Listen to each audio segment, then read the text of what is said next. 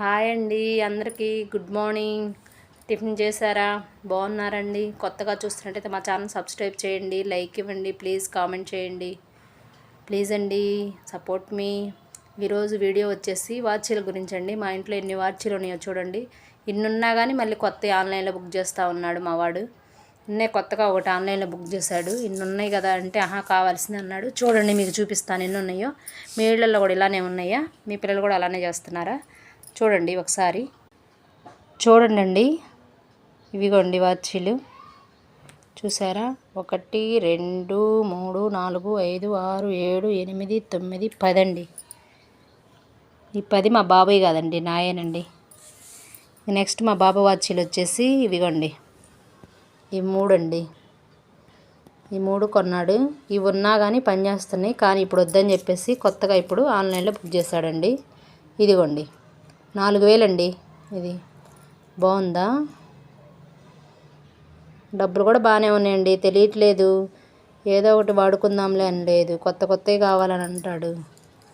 వాచీలు మాత్రమేనండి, మిగతా ఏం అడగలేను, కానీ వాచీలు మాత్రం ఇంతేనండి. మీ ఇళ్ళల్లో కూడా ఇలా ఎవరైనా ఉన్నారు అంటే వాచీలు పిచ్చి వాళ్ళు కామెంట్ చేయండి, ప్లీజ్ సబ్స్క్రైబ్ చేయండి మా ఛానల్. ఇప్పుడే పూజ కూడా అయిపోయిందండి మాది. టిఫిన్ అంతా పనులు అయిపోయినాయి, గిన్నెలు కడిగేసాం, ఇంట్లో పని అంతా అయిపోయింది.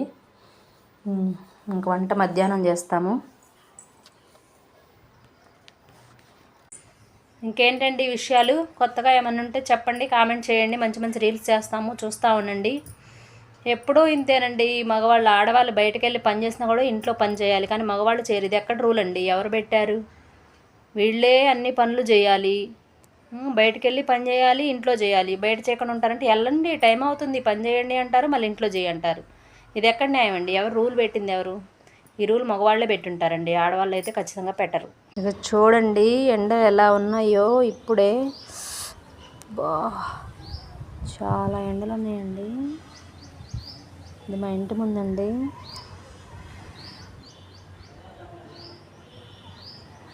చెట్లు బాగున్నాయి కదండి, పచ్చగా.